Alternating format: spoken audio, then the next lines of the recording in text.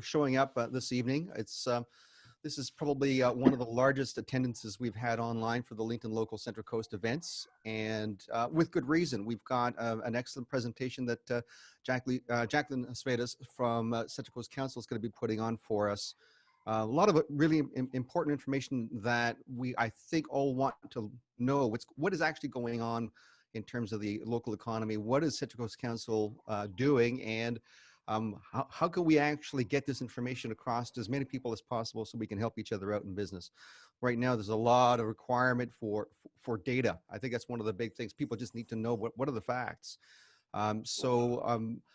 Without holding back any longer than that, I'd like to see if we can get Jacqueline on board and presenting her information. So thank you very much, Jacqueline. As soon as you want to present your screen, I'll hand it over to you. Will do. I believe it says the participant screen sharing is disabled at the moment. Okay, all right. So while you fix that, I'll introduce myself. How about that? Great, perfect. So my name is Jacqueline Svedas, or Jackie. I'm the Business and Economic Development Manager at Central Coast Council. As you can tell from the accent, I am actually pretty new to Council as of September last year. Also from Canada, just like Mark, oddly enough, from the same province, we found out. Yeah. So I'm just going to check if I can share my screen now. Here we go. Be able to, yeah. Yes, I can. Cool. Let me know when this comes up for you. Can everyone see that all right? Yeah. Yep. That work? Okay. Awesome. So what I've done today, we've been pulling a lot of economic data for the Central Coast area over the past 3 months, I'd say. Normally, economic data has a very long latency or lag time. We normally rely on things like ABS, the census data, which generally has a lag time of about 5 months. And we knew that that was not going to serve our purposes over the next year or so as we go through this. So we've been doing a lot of work at pulling data. We've been sharing it widely with our council as they make their decisions and the ELT level. And it's helping guide us in what it is that we're going to concentrate on over the next year or two. Some of the data is surprising. Some of it is actually positive. Some of it's a little bit negative. I've pulled together a whole range of things. I know everyone's in very different industries, so it means different things for you. But hopefully some of these points you'll find a little bit insightful. So just briefly going through this. So we are collecting a lot of data relating specifically to the Central Coast, not just New South Wales, not Australia, but the Central Coast. It's helping in our decision making. There's many different types here. I'm going to just go through in categories. We have employment data.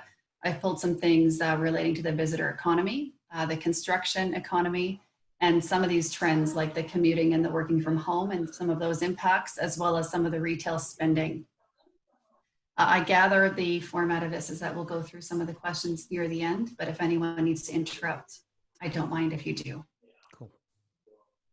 Okay, so first of all, on the employment data, this is the most recent job seeker numbers for the Central Coast region, and this is as of, I believe, 2 weeks ago. It's 21,467.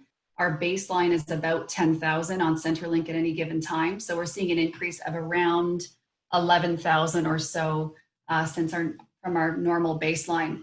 One important thing to note is that to be considered in a job seeker number, you must have been laid off, have submitted an application through Centrelink, have that application approved, and be actively searching for work. So obviously this data reflects job losses, but it has a latency in and around 1 month. So what the numbers you see here, they're by geographic region. And you can see the numbers by suburbs. On the right-hand side, the more peach orange that the number is, the greater percentage of an increase month over month. So you can see that some suburbs are affected more than others. Narara is particularly affected this past month. And please note that this data is tied to the place of residence for these individuals, not the place of the business or where that job may have resided, which could have been in Sydney as an example. So what we're using this data for is to also track, we're comparing it with the job availability for Central Coast residents. At this point in time, the number of job vacancies on the coast are significantly lower than the rest of the state. So we are in and around this month about 34 job seekers for each available job vacancy on the coast. So this is something that is of great concern to us, and we're right now at the council level and with the Greater Central Coast Economic Task Force, made up of a number of groups on the coast as well. We're planning a few things to address this in the next month or so. So as you know, job seeker is just one component of the federal government support. We also have a job keeper component. It's really important to note that job seeker data, like I said, is tied to the place of residence for an individual, whereas job keeper data like this is tied to the location of the business at which the employee works. So this represents our, what you can get from this data is it represents our exposure to potential job losses or insolvencies in the future. So here we can see the percentage of businesses that are accessing JobKeeper as of June. So the map shows the percentage of businesses accessing JobKeeper right now. There's some areas in and around the entrance and Killarneyville, Berkeleyville, in and around the 45% mark. That means 45% of businesses are accessing JobKeeper. And we have some with lower percentages in and around the Terrigal, Wamburl, Avoca, McMaster's Beach area. So, Jackie, just to reiterate, and make sure I'm got this right. You said that the job keeper data, I think, was tied to this where the business is, and the job seeker was linked to their residence. Correct, and it's a place, it becomes where the application is run through. So an application for a job seeker is done by an individual. The application for a job keeper is done by the business on behalf of the individual. So it's registered, the application is registered to that postcode, if that makes sense. Yep. So is there, sorry, just on the previous slide there, it was just really interesting, and assuming patterns around, the previous slide before that, I'm pretty slow. The Yamina or the Peninsula area, is there any sort of idea of any, job seeker, but I guess it's probably going into job keeper, I suppose, as far as it's the highest, I still understand it's the highest commuter commuter area on the coast of Sydney. Is there any sort of breakdown of impact on that with those people travelling to Sydney and the jobs lost in Sydney versus the coast, or? Yeah, actually, we'll get into the commuter a little bit further in the presentation, but one thing I can say is with that map on the left-hand side, historically, the baseline numbers about those 10,000 individuals that are normally on Centrelink at any given time pre-COVID, a significant proportion of them were in the Peninsula area and in and around the San Remo Lake Haven area. So for us, it's a little bit, we look a little bit more of the percentages, the month over month percentages and the increase from that baseline. Yeah. So those on the left, those are the sheer numbers of individuals. On the right, we have them color coded by the percentage change. Okay. Just to normalize that out. So just to go from here. So surprisingly to us, although some of those numbers are a little bit sobering, the labor force data here, it does show that we're actually not faring as badly compared to other comparative economies. So areas that are traditionally associated with things like tourism, particularly international tourism, we've seen those have increases in unemployment at much higher levels in the Central Coast. Not to say that, every individual that's lost their job, that's impacting their household, and that has a great impact on those individuals. So not to take any of these job losses lightly, but comparing to other regional areas, we're not faring the worst, which is one positive if we look at it that way. In terms of job loss numbers, although we've seen those decline in the payroll jobs, we are faring better than other New South Wales councils. We're highlighted here in red on the right-hand side. You can see a lot of other areas by comparison. And this was in the first column there, that's the 14th of March till the 11th of July. The second column is the June to July comparison, and the last column is the just July 4th to July 11th comparison. You can see we have seen declines in payroll jobs, but it hasn't been as significant as other areas.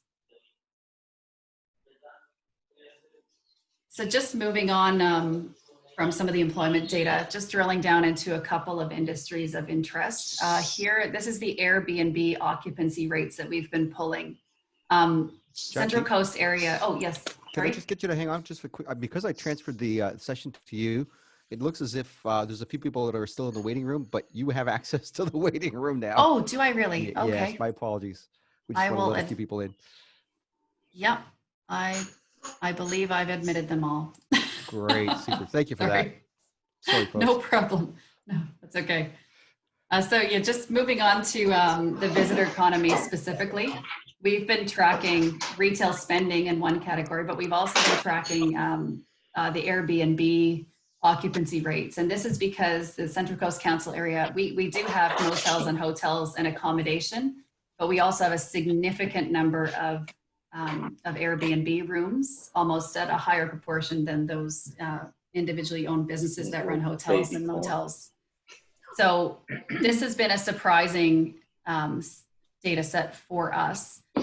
We've actually seen, so we know that the playing field for the visitor economy has completely changed. What was yesterday is no longer.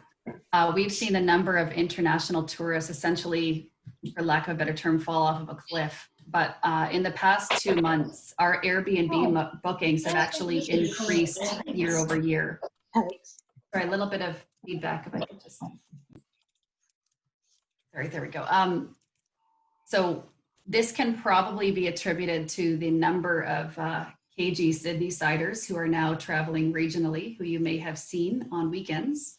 With the exception of Batteau Bay, all popular Airbnb suburbs on the coast have actually seen an increase in bookings year over year, even some approaching just over 20% for places like McMaster's Beach.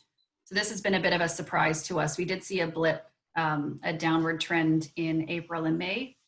It's completely caught back up and has exceeded what is normal during this time of year. On here, a bit of a leg.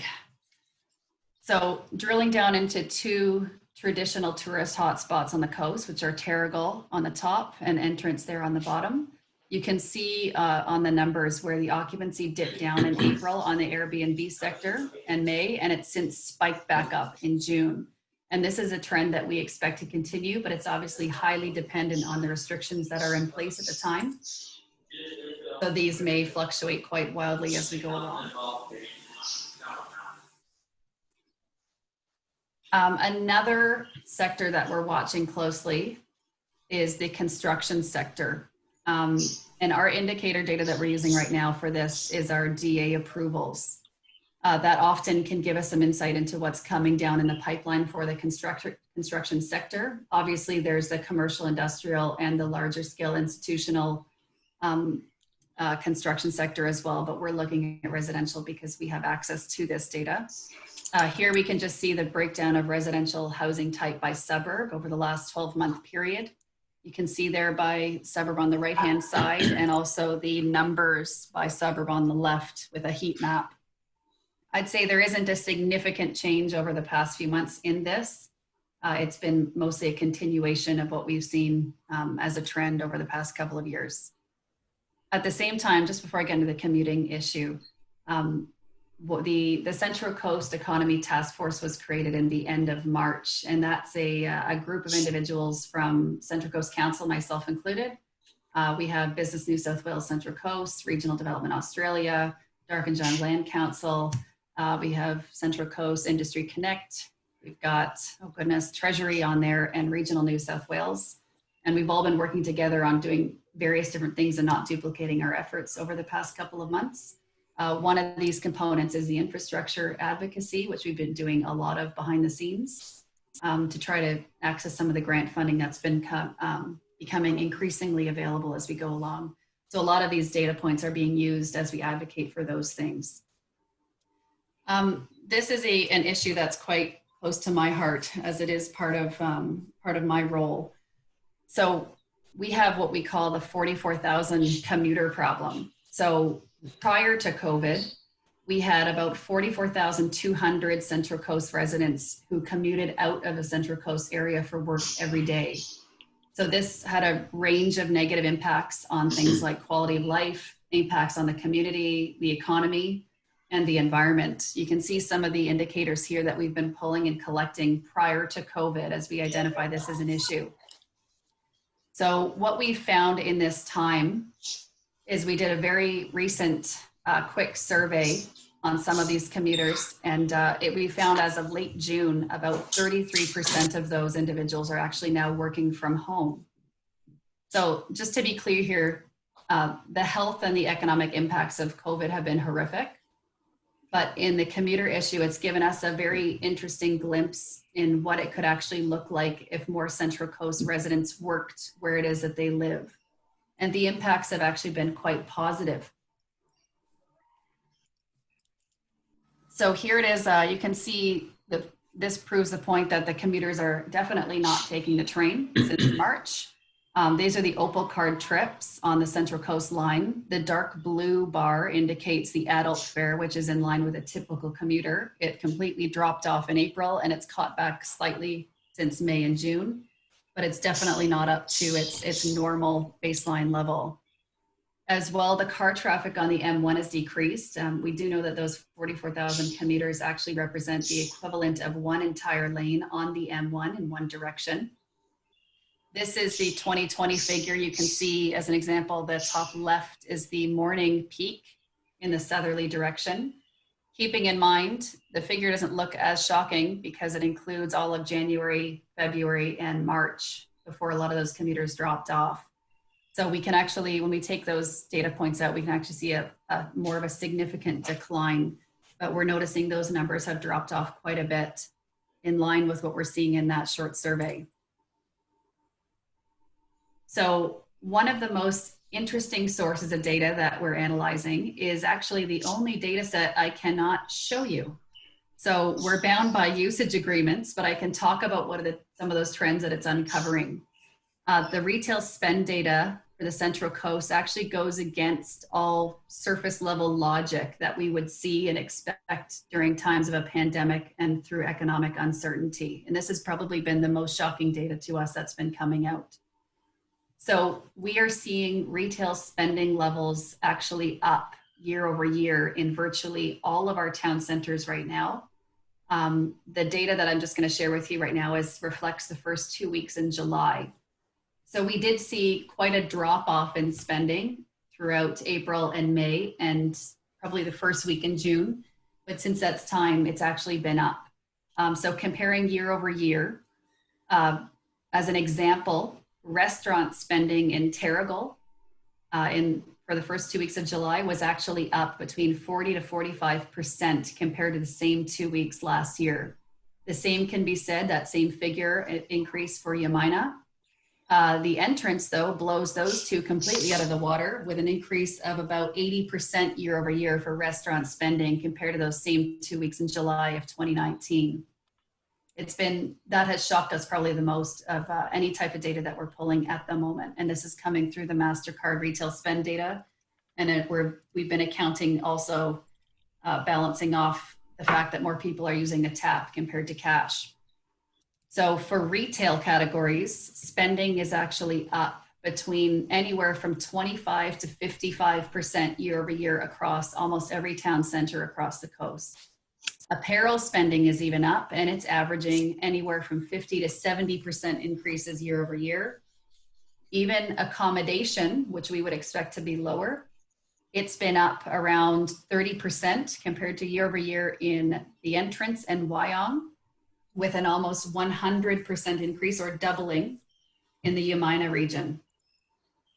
It's important to note, though, that the restaurant and retail spending is up on the coast, but at the expense of the Sydney areas. So the typical employment areas like the Sydney CBD, Macquarie Park, Ryde, Hornsby, Parramatta, they're seeing decreases in their retail and restaurant spending, but we've seen an increase. So what that's telling us is that it can be attributed to potentially two factors, either that a significant number of residents are now working where it is that they live in and around maybe the 13,000 mark if we use that 33% survey result. And also that regional tourism has been on the rise. So generally speaking, Australians, they outspend, they spend out of the country more than it is that we collect and take in revenue here for tourism. So I'm not sure what individuals are spending. I'm sure the data is out there somewhere, but we are seeing it here on the coast for all of these retail categories. Jackie, just if I can, there's Yes. a few more people once again in the meeting. Oh, in the waiting room. My I think there's apologies. one here. Sorry. Thank you. Gonna pull the next one here. This one's a little bit more of a negative slide. So this is something that we've been tracking as we make our way through the economic development strategy, which is still in its draft form and about to go back to council to seek endorsement.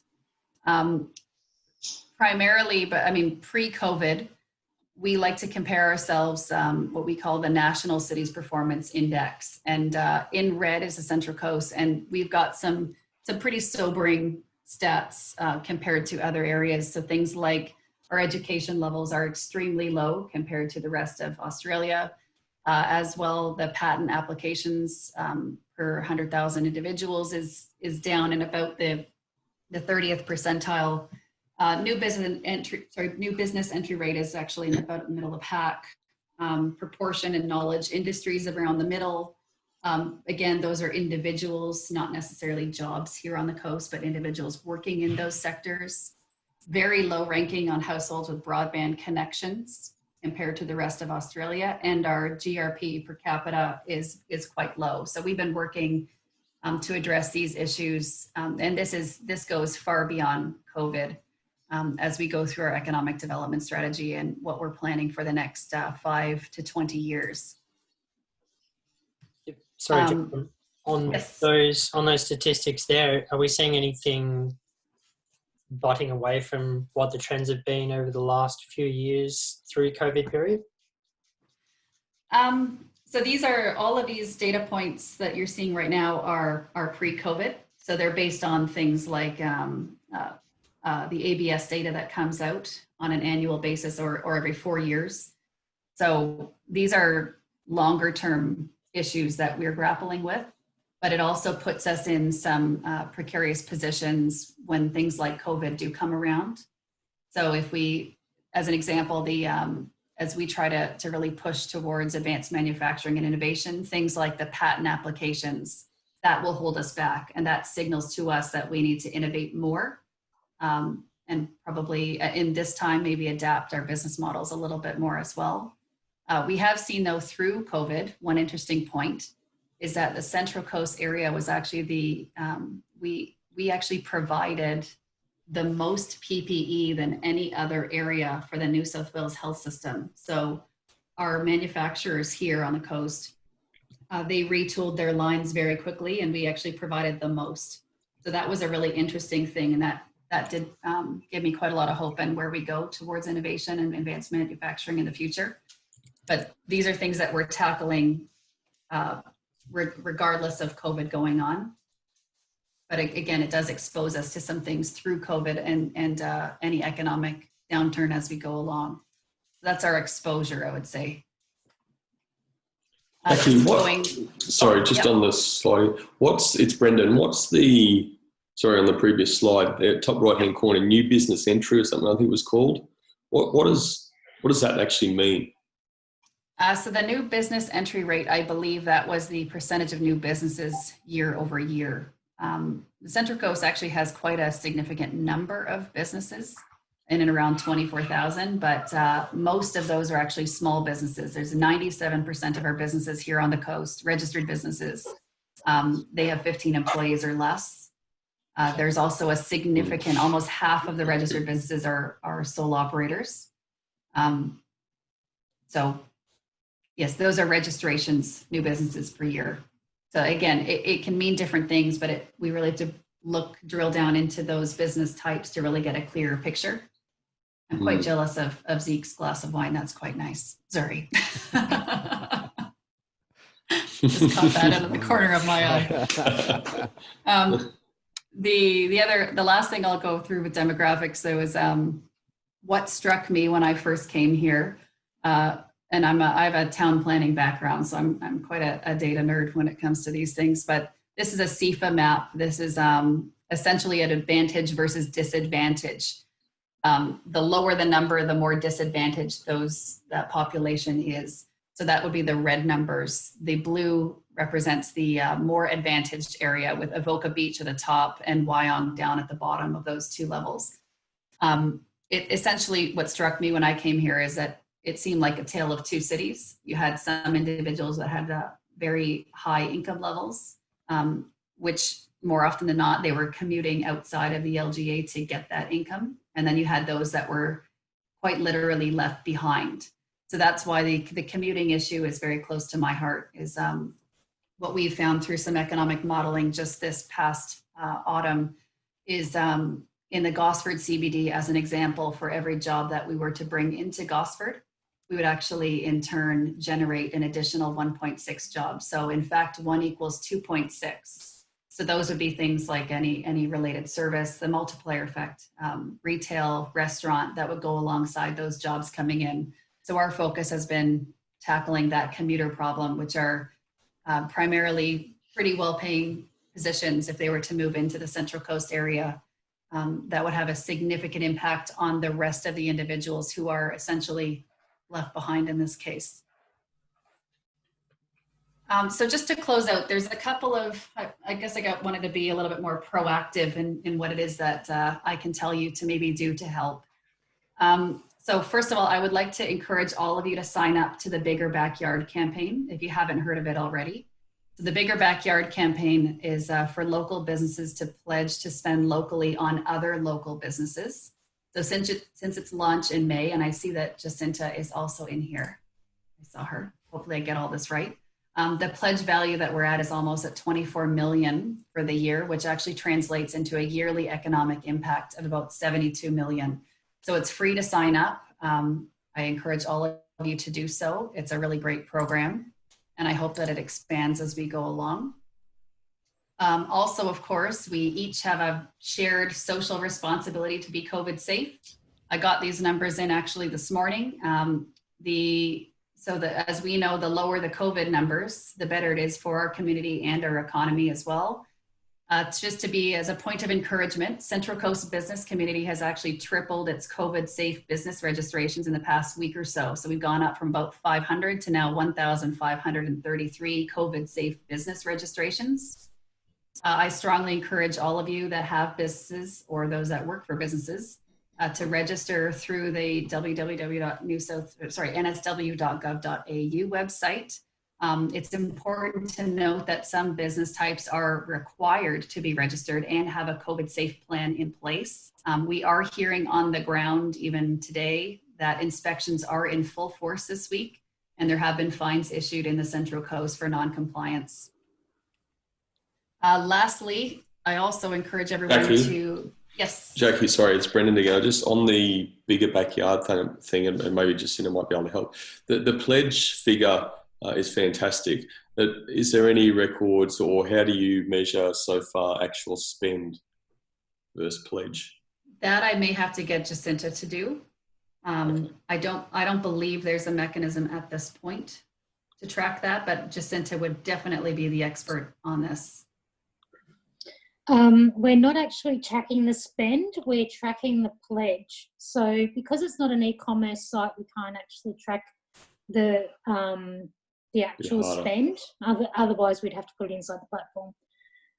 But what we do is upon registration, we get the business to contemplate if they were to exchange a couple of their current purchases with external service providers or suppliers, change that to within the Central Coast, what would that look like on a monthly basis? And that's where we've got that pledge, and we actually ask for a range. So that then gives us the value of that pledge, but it is actually that, a pledge.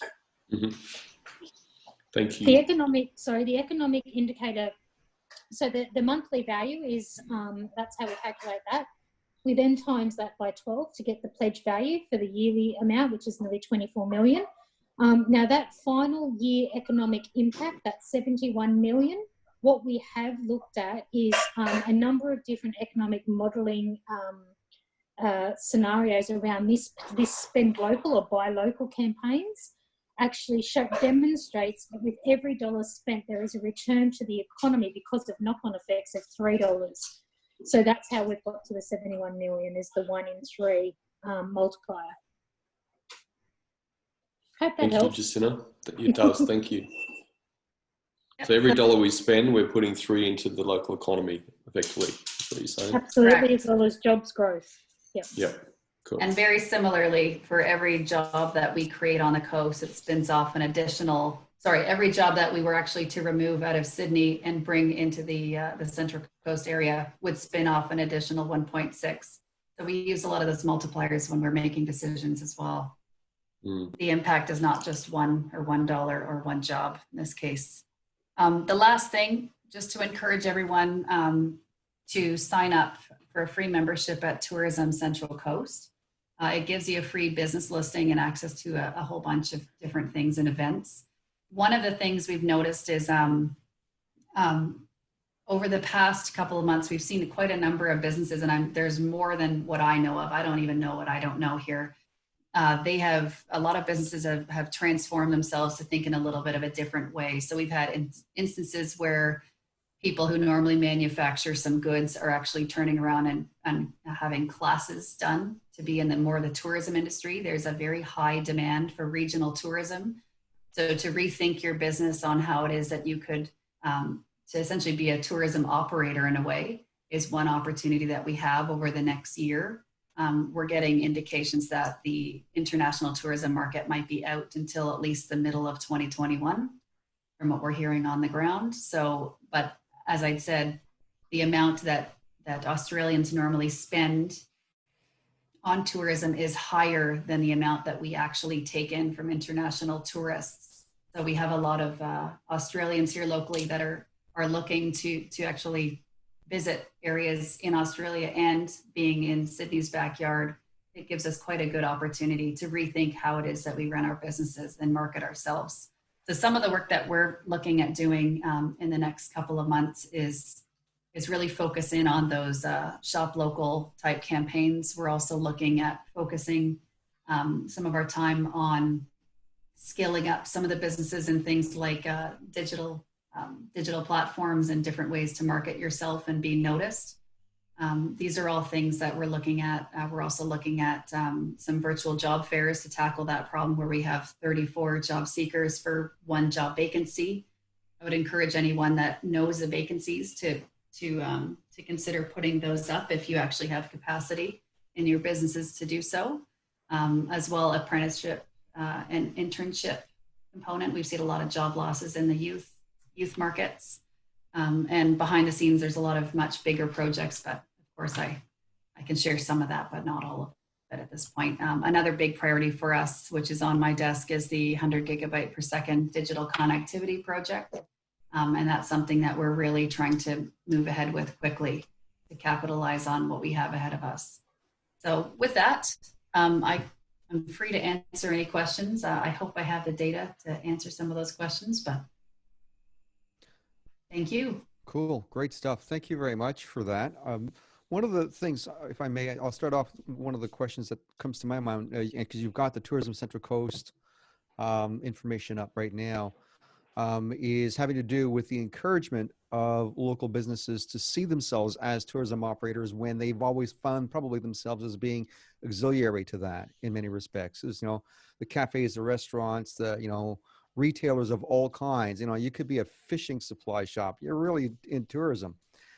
What exactly is council or the doing, or is it more the bigger backyard program that you're looking at leveraging? What are the means that you're planning on doing to support that? So thank you, Mark. So one of the interesting things that's going on right now in our tourism and marketing area, which is external to economic development, but they've been looking at this harvest trail, and that's been one big sector that's been growing, and the demand is there. Is a lot of people within an hour's drive, so mostly in Sydney, are looking to come up to the Central Coast and do that food trail concept. You may know there was the Little Creek cheese company that pivoted quite quickly first to go online, and now they're actually supplying, they do cheese making courses just in the past month. And they've been chatting with some of the tour operators to be on a tour route. So that's quite interesting to see yourself, instead of just making cheese, you now provide classes and then people purchase all of your goods. So that's one interesting way. I guess at this point, we're quite involved with the Central Coast Food Alliance, which is one group, which is part of the Central Coast Industry Connect group. So we're looking at trying to encourage people to join up to that. I believe Central Coast Food Alliance this year membership is also free for the first year right now. They've just opened it up, so you'll be able to contact them to see if you're able to actually join in. So I guess from our standpoint, we're also dealing with outside agencies like Business New South Wales, who's encouraging their members as well to think differently on how they do their business. So to answer your question, council's doing some work, but so are other groups that we talk to on a daily basis, that we're not duplicating each other. But the whole point of it is try to encourage people. We're trying to do it through social media because we can't do it in person. I'm not at the stadium. I'm in my office at the moment. We're all transforming the way it is that we do our business, but Cool. Absolutely. trying to get the message out any way we can. But that's the those idea. of you on the call, Exactly. think differently. Yep. Cool. Happy to open this up to questions to anyone. Is there anyone else out there that would like to unmute themselves and ask some questions to Jacqueline? And do you mind if should I stop sharing? Yeah, my shut your screen? screen off, Jacqueline. That'd be great. Might as well do Okay. that. I See can all the figure out happy how to do it. faces then. Let me just. I'd like to ask about the PPE, if I may. Go ahead, Gabe? Gabe. Hold on here. Jacqueline, that the Central Coast had supplied the PPE more than anybody else through COVID. I just wondered who supplied it and who to, if we know that. So sorry, I'm just trying to figure out how to stop sharing my screen first of all. Okay. It's proving to be a little bit more difficult than I was anticipating. Should be at the bottom of your screen. I think it's actually up here. There it is. There you go. Okay, cool. Okay. To answer your question on the PPE, that is actually a list that's been tracked. I can't give you the individuals, but that's a list that's been tracked through Regional New South Wales. They've been tracking the PPE suppliers and connecting them to New South Wales Health System. There's been a range of categories, though, anything from, of course, the obvious hand sanitizer, also up to more mechanical components of what they need in the health system, as well as what people are wearing. There's been a few apparel manufacturers that have started creating things.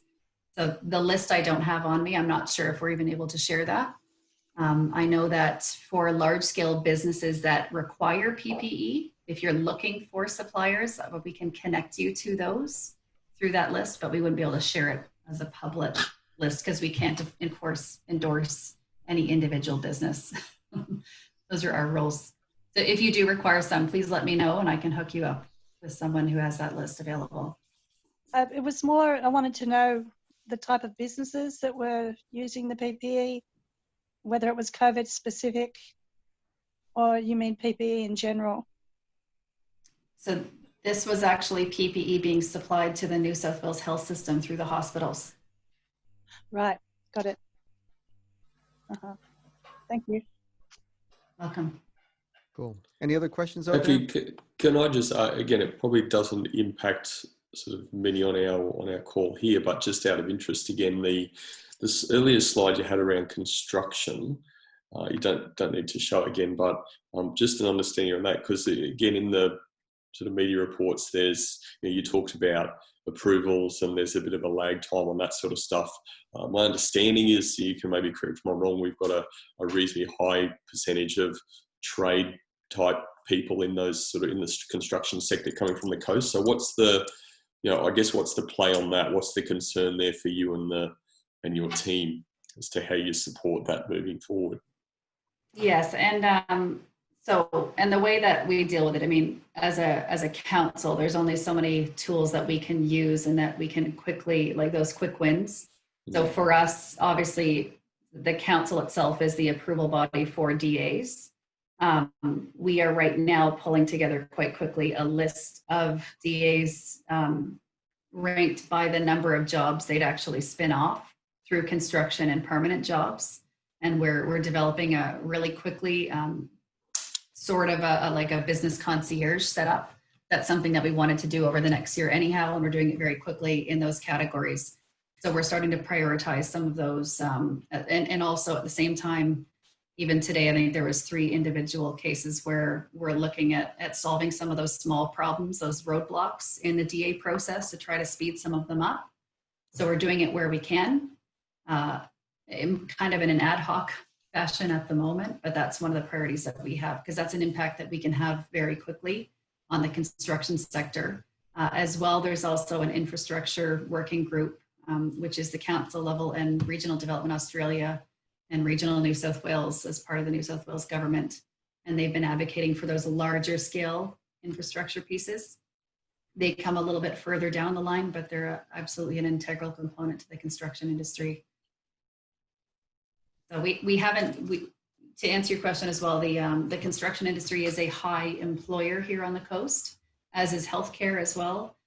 The construction industry, it seems, from what we're hearing from different industry groups, the number of jobs, they dipped a little bit, but they've come back up. But we're still tracking some of those things to see what it is that we can do to help push that along.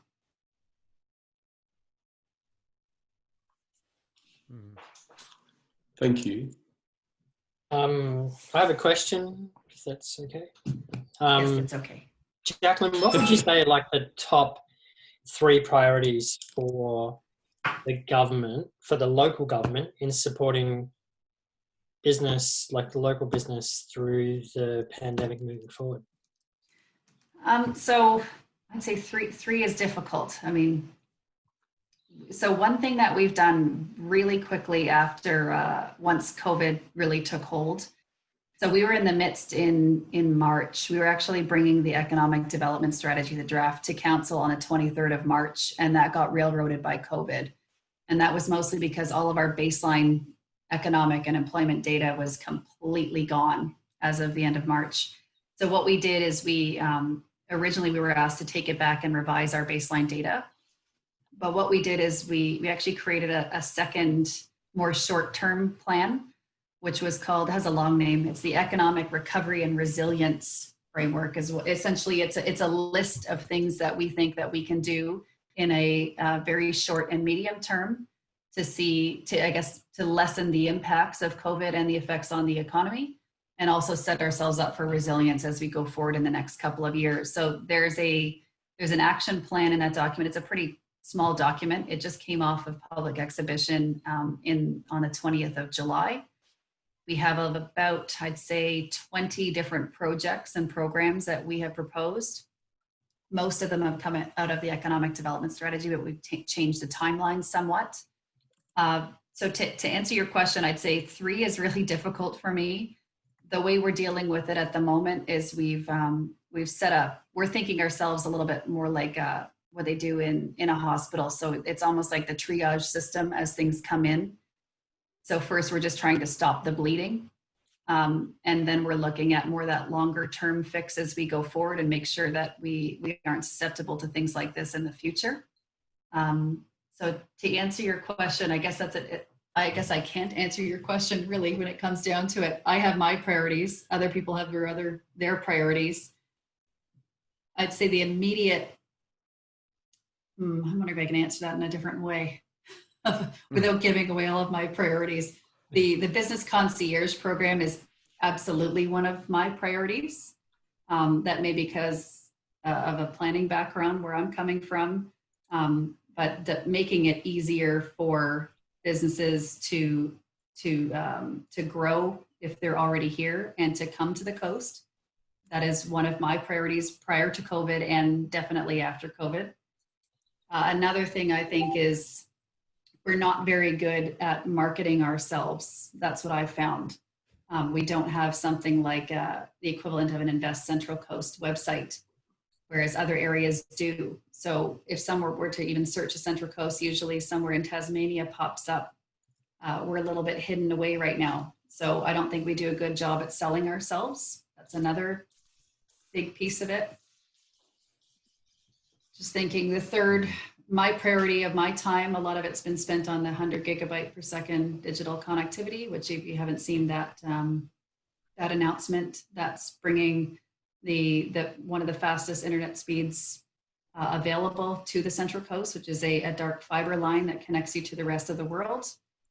That would allow, it means different things for different businesses. In the medical field, as an example, it means that you could perform an operation through robotics around the world, or in regional Australia.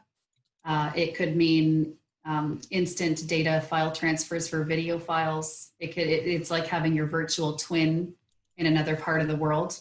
What it does, though, is that it attracts significant investment, like what they did. They did this project, similar one in Adelaide, which is where our former CIO came from. And it's been passed on as a project to us. So it generally spins off a lot of high-tech innovation type companies to relocate here or to have a national office here in Australia, and they would choose somewhere like the Central Coast. So for us, it also ties into the commuter workforce. So being able to actually work where it is that you live. People move here for the lifestyle, and then they seem to give up that lifestyle to spend 4 hours a day on the M1 and the Pacific Highway. So that's been a priority of mine. It's also a priority of council's. So we're spending a lot of time on that. That's more in the resilience piece as we head towards the future, as well as education, because those numbers are a bit staggering for me. We're at about 14% university educated compared to about 23% for regional New South Wales. That's staggering. So that's 4 priorities. There are more. Thanks. We have a long list. Sorry, you mentioned the business concierge and you said it was like in relation to the DA approvals, but is there more broadly a business concierge? Yes, it's not just DA approvals, you're right. So a lot of other councils and cities around the world, you could walk into a city hall, want to open up a business, and they'd help you through the whole process. So that could be anything from footpath dining fees and your licensing that you require to DAs, to any other approvals that you need, and support services from council as well. That's something that we would like to do here at council. And that's not just for new businesses, but existing ones or ones that are looking to expand. That's a priority. So it's I guess the new way of thinking for government. That's government as a facilitator. So I like to always say you have a choice as government. You can either lead, guide, or step aside. And the latter is often, in my opinion, is often the best choice. So. Right. Obviously, you probably are aware of this. We all know this. There's a lot of digital leaders actually here in this call today, even that can help in that space. And projects like the Bigger Backyard are, I think, sort of like scratching the surface of what's possible in terms of what the council can be supporting. One of the things that I'm fascinated with this whole thing, because one of the people here in the room too is Bruce Cottrell with the Sustainability Network. The stuff that he's doing is quite fascinating because it does dive into that space of innovation and at the same time keeping local employment or encouraging it. So what's council doing in terms of that involvement? So we have, I guess there's 2 questions in there. We've actually worked quite closely with Jacinta on the Bigger Backyard program. That was done through grant funding from the council level, but done through the chambers and with Business New South Wales. And we talked about where it is we go from here with that program to make it bigger and better as well. On the sustainability front, there's been a big emphasis it's really sped up in the past couple of months on the circular economy and how we better take advantage of the circular economy and all the opportunities that brings. So there's been, I know that there is I've attended a couple of the working groups for the circular economy, and I believe right now they're in the process of working with the Hunter region on a feasibility study for that. But Bruce may or may not be aware of that project. So a lot of effort's been done in that space too, but it's it's building ourselves up for the future. Circular economy is not an instant thing, but it's something we need to work towards. But once you're there, the benefits are fantastic. Absolutely. I'm aware of the Newcastle thing, and which is great. We're approaching it more sort of very much village sort of approach. So we're just gathering businesses that are sustainable on the coast, just to educate people that there are some very cool businesses out there. You know, there's people making electric vehicles on the coast. You know, who would have thought with a bit of community support and encouragement, we could have an industry. So it's, you know, it's finding those sorts of gems, putting them with finance, developing the businesses, developing clusters around them. That I think is great. And council's been very supportive because they're backing the Sustainability Association. And so, you know, that's absolutely brilliant. We usually get different people from council turning up at different times just to push their programs, because there's so many programs that council are doing, particularly in the sustainability space. A lot of it's around education and things like the food waste program is council are about to pick up and run with that.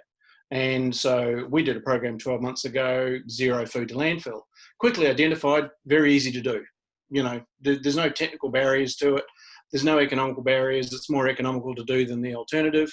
And so that's now running, and it's about to go to the community. So there is a lot of cool stuff that was coming down the line anyway before COVID. And COVID's just, for me, I think it's creating a catalyst for, you know, we have to be more sustainable. I think to Jacqueline's point earlier, though, a lot of those things, I've been sort of on the outskirts looking for ideas and projects, but marketing out what is actually happening with the council, like that's the first time a lot of those things you just mentioned, Bruce, I've even heard of those. So, you know, it's probably there's a piece in there as getting that message out as to what's actually happening. Yeah, well, we've got a showcase coming up in September, so I'll flick everyone out an invite so they can come and have a look, and I'll be talking to all the council people to see if they, you know, want to have their little stand and see how we go. So we've got 12 speakers so far. It's going to be pretty cool. Cool. There's another another good example of organizations and other councils that have been doing some really cool things. So a mate of mine up in Narrabri, Ashley Watt, that's been running a program called Why Leave Town. I don't know if anyone's heard of that, and he's actually written a book about it. And it speaks very much to what you were talking about, Jacqueline, earlier on about the multiplier effect. And his calculation was roughly about 1.7 on his work. And that goes back a few years ago. And obviously he's far more regional, being in Narrabri, but the principles really are the same. Whereas if you can recycle that money locally, you know, it's like this week, I spent a few more dollars at one of the local shops. I spent an extra $15, $20 on a piece of equipment that I could have bought online, but I'll do it locally, and I'll gladly give them the $15 or $20. We have to think differently. We have to think locally that way, and not be first to jump online and just look for, you know, what's the cheapest price no matter what. Absolutely, Mark. And I find too, and I guess you're the reason that's showing up in all of our retail spending of year-over-year spend, I suppose. But in my household, we're doing the same thing lately. We're purposely going to restaurants for an hour for lunchtime, when normally we're based out of the Gosford CBD normally, but we're going locally to eat because we figure if we want to see those businesses there, we vote with our wallets, and I want to see them there next year, and so we go. And it's also very small gestures that go a long way for businesses, such as leaving a fantastically positive, but deserved Google review, or a shout out on Facebook on their webpage. It's things like that that make a significant impact that cost you no money to try to boost, I guess, the outcome for that business. So it's very small things that we can each do, but collectively makes a big impact. Absolutely. And it doesn't require a lot of money. Yeah. And it's that flow through effect of those funds. So you spend $20 at a store, they in turn take that money and they may buy it from a local supplier through Bigger Backyard. They would in turn take that money, it becomes part of a family business. That becomes someone's wage who then goes and purchases something else. It's the more times we can get that money to flow, the better it is for everybody. Mm-hmm. Yep. One of the great challenges that will actually happen, this is one of the things where the development of new businesses on the Central Coast is so important is that there are times and places where people are going to be looking for things and they literally can't find anybody who sells it locally. And that's where, that's where there's a big hole in this process. And, the 44,000 people that are driving away could be staying here, starting small businesses or working closer by. And that would actually have a huge impact. If you think about just the amount of hours that someone is away, if there are 44,000 people, how many human working hours are being spent away, that whereby in amongst that shopping time is going to be spent in Sydney or somewhere else? That's huge. Or they may not have the time at the end of the day, so they buy it all from Amazon. Exactly. Exactly. So Or they get caught in the Google algorithm. So, local businesses just don't get a Guernsey. Yeah. One of the businesses we're going to invite to the showcase, they've got an Uber app, but it's just for the Central Coast. I had no idea it existed till I found it, but hell, everyone should be knowing about it and use it. Wow. That's the way businesses start. That's it. Yeah, and so prior to COVID, we had done some studies on those commuters, and the commuters alone were spending $400,000 every day on coffee and lunches. That's So a day. now a proportion of those are being spent here. Yeah.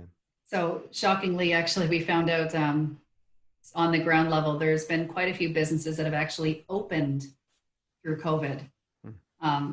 I can't remember the name of the one, but there's a brand new cupcake shop in Yamina right now that just opened about a month ago, and they're so busy they can't keep up. It's shocking. It goes against the grain of what we thought, and it goes against logic. But it's just different ways that people are shopping at the moment. Yep. So true. Very cool. So, Jackie, it's Brendan. I guess the key message I'm getting on this sort of latest bit is we're all either business owners or just people on the coast living here or whatever, and we're hanging around. And we need to spend local as much as we can. Just think about, even if you can have a one night a week out at a local takeaway, I say it's all going to help the local economy, which is fantastic. Is that really the biggest thing that we can take on board as individuals to help progress our region at the moment, at least? I guess for this group, I would say there's more you could probably do than just that. I'd say that'd probably be about the average consumer of what they could do, and that's something that we've been trying to push out. It all comes back to like what's in your toolbox of what you can do. So I mean, at a council level, we changed our procurement rules quite quickly a couple of months ago to have now a priority for local suppliers. So in fact, for some categories of spend, we can't even procure outside of the LGA unless that's not available here on the coast. But it's a point system for procurement. And we now give about a 20% weighting just for the fact that you're in this LGA. So that's changed. We spend as a council quite a lot of funds on suppliers and services. I think in and around, there's a media release last week we put out, I think it was about 150 million on average, which all goes back into the local economy. I'd say for this group, it's Jacinta will probably like this answer, but it's really, I think, that information sharing and skilling up.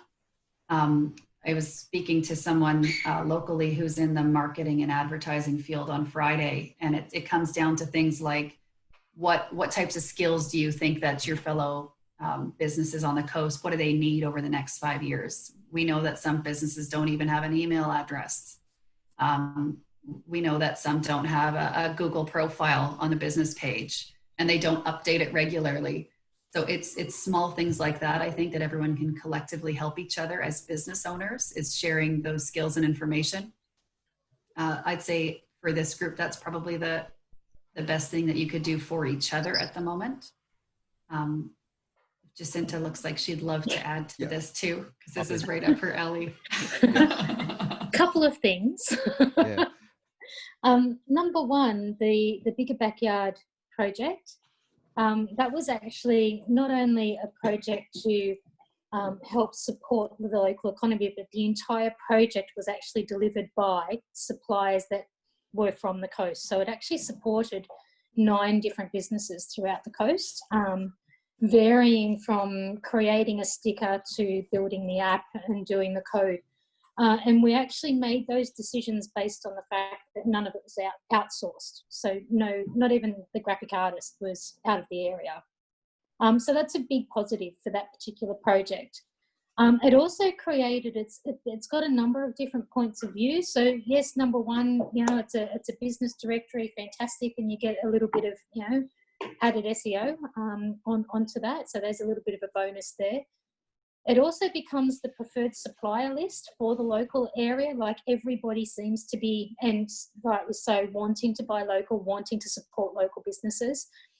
And our community used to be quite flat. The internet flattened the globe. So, it was really easy to reach across to the US and buy something from the US. What COVID's done is it's created smaller, it's really sort of tightened us up and created small little communities. So we're actually really supporting and wanting and driven to support our community, which is fantastic. But to do that, we don't know what we don't know. So the Bigger Backyard is all about adding those businesses such as the Uber app for Central Coast to this directory, so that we can actually, when we start searching and using it as the Rolodex in our phone, we can actually find what we want. And if we can't find exactly what we want, we may find something else that is totally cool that we still want anyway, and we found out about it here in the Central Coast. So in that sense, it's really important to, jump on and use it. And a quick push, we're sitting at 499 businesses. Like by tomorrow morning, I want to see over 500, please. So if you're not on there, be on there. Is there a prize for being the 500th? Or? Yeah, I'll give you a high five. Damn, I'm already registered. Can I just add something to that? You asked earlier, Brendan, about whether we're tracking purchases through Bigger Backyard. We're not actually tracking purchases as such, but we are tracking. We are giving businesses the ability to favourite other businesses. And whilst we can't 100% say that means they've traded with them, it's very unlikely that they're going to have traded with them and favourite them anyway. So, I think that gives us an indication of what's happening. And I saw Andrew Payton-Smith on the call earlier. I don't know if he's still here. But Andrew was telling me that in his first 3 days on Bigger Backyard, he had 3 referrals come through it. So, that in itself is a really good story. And it just shows that people are using it to look for things that maybe they would otherwise get outside the area. Mm-hmm. One other question I have for you, Jacqueline, if I may, and I don't know how this relates back into it, because I do know that vendor panel was one of the primary methodologies for small businesses to ensure that they were acknowledgeable, if that's a word, by council from a purchasing perspective. Is that still going to remain as a priority means for businesses? And if so, what is the strategy when it comes to that? Yeah, thanks, Mark. And hopefully you can't hear some screaming in the background. It's the joy of a home office here, and it's the witching hour, I suppose. Yeah. Although I'm not in procurement, so I don't want to speak too much, I guess, out of my zone here. But I do know from having procured businesses myself here on the coast for different things, vendor panel is the preferred platform. With the changes to the procurement policies here at council a couple of months ago, you can now just call into council and ask to help be put on vendor panel, and someone will happily help you sign you up. So it's not as difficult as it sounds, but that is the preferred method at the moment. I think that it might be an appropriate one more of those marketing messages to get out there locally. And it's not, I can appreciate that it's not just about getting council to be buying your services, because that's just essentially one more client. But it's about the fact that it's getting the message across to multiple people of who's out there. And I think it's I think the vendor panel tool as a means for council to be aware of what businesses are actually able to supply is an important thing, because that can actually be spun off. That's right. And it's simply just putting your name on a list. Yeah. So when we go and procure something for a website design, we look at the list, we can see exactly where they're from. And not to give away what it is that we do, but we usually select all the ones that are local and send them out for quotes. And only if we don't receive anything from local businesses that can meet those requirements, then we go outside of the LGA. So sheerly just by putting your name on that list, it also tracks which ones are getting, are actually getting the award versus which ones are not, and they track that. So they also try to not pick the same one every time to make sure that they meet all those requirements by the Local Government Act. So absolutely get your name on those lists.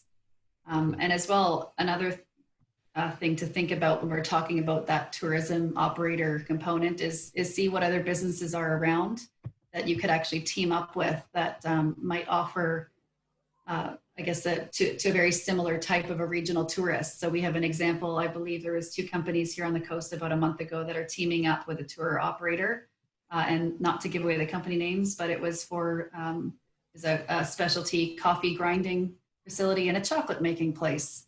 So they go hand in hand on the food trail, and they're teaming up, and they'll be part of a tour operator tour. So it's quite interesting, even and also not to give away as well. There's a tour operator right now who is a national company that we've been having talks with. They're changing their model because they usually deal with international tourists. What they're doing now instead is you can pay $20. You can have it's geolocated to your phone, and you can turn on once it knows that you're arriving. It gives you a 10-minute introduction of the place that you're going to arrive to. You go and you do that activity. You get back in your car. You drive to the next place, and it gives you a little bit of a rundown on that route that they've planned for you and some history, and then talk about the place that you're going to visit next. So that's an interesting way to also get on some of those routes if you have any type of an activity that could relate to the regional tourism market, which may surprise you what it is that people want to come here and see. So don't discount yourself immediately because you're not the traditional tour operator. I regularly get people wanting to come in and use all our big woodworking machines. It's just sort of the WH&S things just go, no thanks. Bruce, we've got a WH&S specialist on the call. Have a chat with Gabe later. Okay, Gabe. You can work out how we...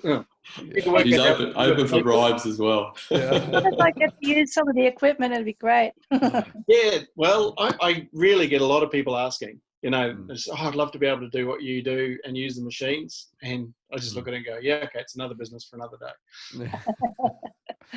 Right. We had Jackie, just a question, actually this was from Gabe, just around the council's definition of circular economy. So I don't want to speak as well. It's not my expertise, the circular economy. There is a group that is dealing with it, and I'm sure they have a much better definition. But I'd say the definition that we deal with is quite broad. It's everything from reuse of materials, energy, waste, and waste diversion and reuse. It's a whole host of things. It's not just the waste sector or recycling, though. They've broadened it to include many more things.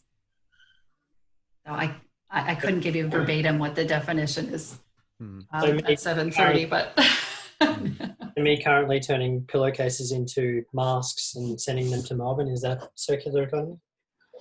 I guess by definition it could be. There was one thing you mentioned as well around the panels. How do we get onto those panels? Through the vendor panel? Yeah.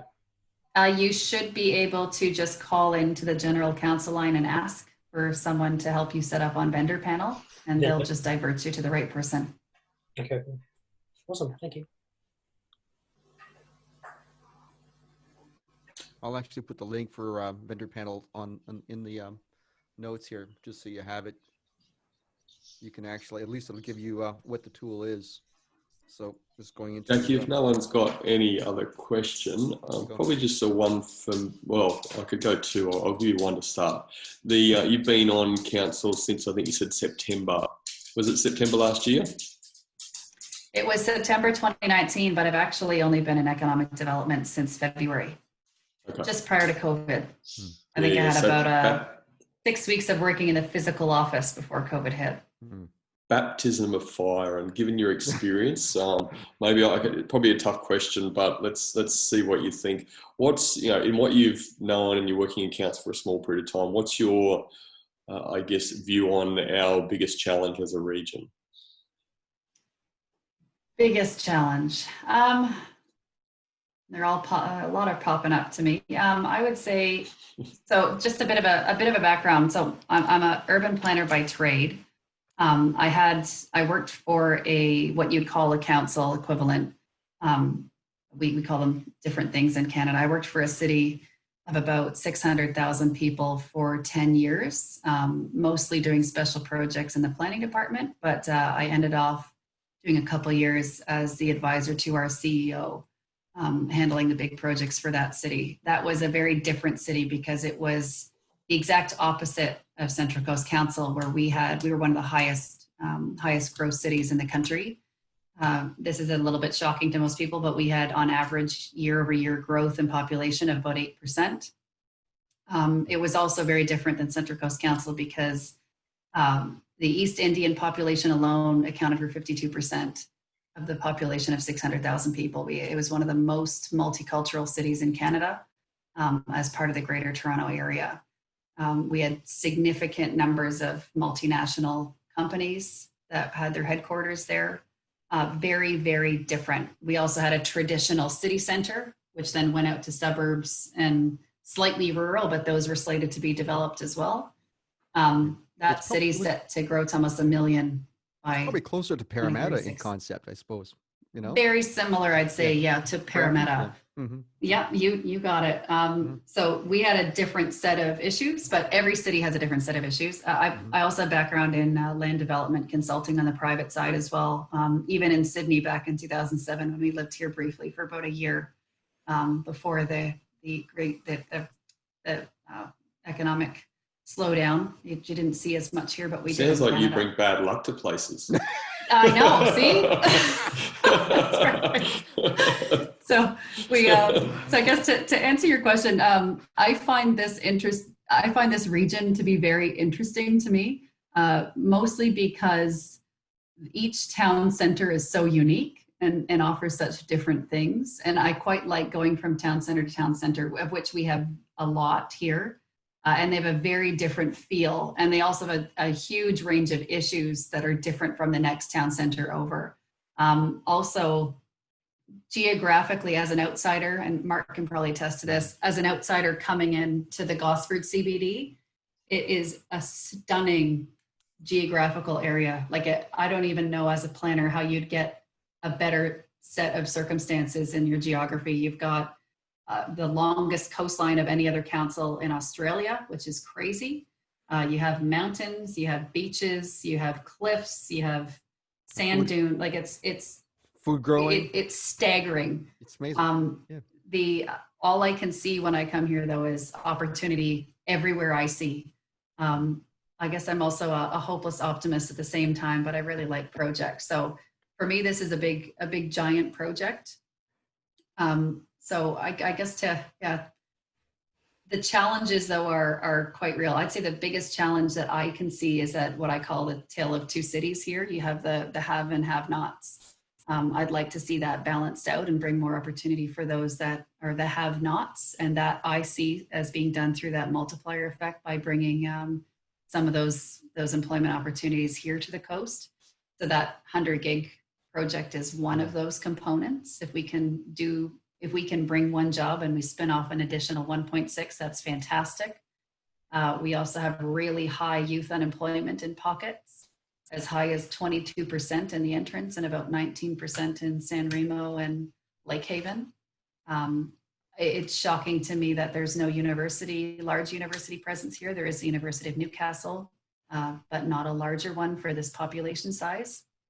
We're doing a lot of work in the back room on that at the same time.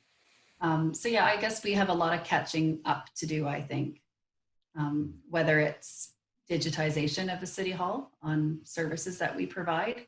And a lot of our demographics they're challenges, I'd say. But I think what COVID is presenting us at the moment is a really interesting opportunity as a regional area So everyone would know here, the small town has just been drained over the past 70 years since really the induction of the automobile to the average person.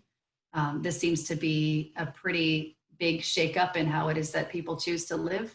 We're already seeing people choosing to live in more regional areas, and that will have fantastic spin-offs for those small towns. And that's quite promising for me for the planning background. So I'm really interested to see where things go over the next couple of years and how we can position ourselves for the resilience, as we call it, going forward, so that everybody has a better quality of life and a better balance. It's fascinating hearing you say that, because it's like you're echoing a lot of things that, you know, Brendan and I, you've heard me speak about these kinds of things, and it's like we're getting it from you, Jacqueline, who's actually a pro in this space. It really I've often referred to it as a lack of self-awareness of opportunities for the area, and that is an internal marketing challenge that needs to take place. So, you know, basically self-celebrating, you know, what are the opportunities, and then encouraging people to actually, you know, develop those businesses that are actually sustainable, that are actually going to stick around. They're not going to get big and get out. They got to, you want to get big, stick around, and bring more in. Absolutely. Yeah. Cool. Jacqueline, thank you for that. Are there any other questions before we close up? We've already gone a little over time. We're a few minutes over. Is there anyone who want to put their hand up? Cool. All right. If not, anyway, I actually have been recording the session in the background. I'm hoping that the recording did succeed. Unfortunately, we did a little bit of a finagling and getting the ball rolling for this meeting. But again, thank you very, very much, Jacqueline, for this session. I think it's been incredibly insightful and very useful for all of us to hear exactly what is actually going on from a numbers perspective. That's where, you know, that's where it's got to start. You know, you start with the data, start with the analysis of the information, because you know, otherwise you're likely to make a bad decision based on bad data because there's a lack of it. So that's a great place to start. And I think that what we probably should be doing is inviting you back in again at some point in time in the future to provide us somewhat of an update, and we can maybe do a bit of a comparative on how things are going and what is changing, because obviously the intention would be to see some positive change, to actually see some actionable things that local businesses are doing. So once again, thank you very much for your contribution. This has been very, very helpful for us. And thank you for everyone attending this evening. Much appreciated to have everyone's input. And we'll be, Brendan, when are we holding our next session? Is it in 2 weeks, I believe? 2 weeks, yeah. I can't remember the date actually. Yeah, no, we'll actually be sending out the invite. We haven't picked out a topic as of yet. We may be going back slightly more to our traditional topics of content and promotion within the LinkedIn space, but that's but obviously, and at the same time, keep in mind, folks, if you actually have a subject idea or something you'd like for us to discuss, reach out to myself and Brendan and let us know what you'd like for us to have during these LinkedIn Local Central Coast events. We're looking for input to ensure that this is an opportunity for all local businesses to be able to get a better understanding of what's on offer and how we can help each other out. So with that in mind, sorry, I just wanted to say again, Jacqueline, thank you very much for taking up your evening with us. Really appreciate that. I think the thing just on the back of that, Mark, is that anyone still on the call here, again, we've got lots of mixed people in our LinkedIn local community, but Jacqueline said that, which again was a really key thing for me, the priorities for this group about information sharing and skilling up. So we'll be doing a bit of that through, basic things like LinkedIn, and we've talked a lot about LinkedIn and what we do and all those sorts of things, but just various, it sounds like there's real opportunity for us to keep leveraging, and Mark and I know this, but to keep leveraging off people within the LinkedIn local community to, we're doing these things generally twice a month. Hopefully we can get back to face-to-face at some point, but let myself and Mark know if you've got some area of expertise which you all do that think our community here can benefit from, then let us know and we can put on these information sessions that just helps people think differently, take a bit of a different perspective on things, keep things local, make connections local, all those sorts of things that we're about. So think of that as much as you can, please. Cool. Super. Sounds good. All right. With that said, I think we're going to close things up. For all of us who haven't had dinner yet, I think we're all going to run off and grab a bite, and maybe we're going to follow Zeke's glass of red and get back on to the rest of our week. And from now, thank you very much for your attendance, everyone, and have a great evening. Well done, guys. Thank you. Thank you very Bye much. for now. Jacqueline, quick question. Is there any, sorry, I forgot, is there an opportunity to, for you to circulate slides at all, or for you to send to myself or Mark and we can circulate those? Yeah, actually all of those slides I can just send right over. Yeah, that'd be awesome. I removed the retail spend data, which I'm not allowed, or else they'll kill me. Yeah, no, that's just to give people a chance to digest a bit, I think. Yeah, cool. Really appreciate Sounds that. good. Great. Yeah, I can do that. I'll send that through you, Brendan. Thank you very much, Jacqueline. Appreciate it. Great. Okay. Thank you. Have a good night. You too. Cheers, everyone. Great night, guys. See you.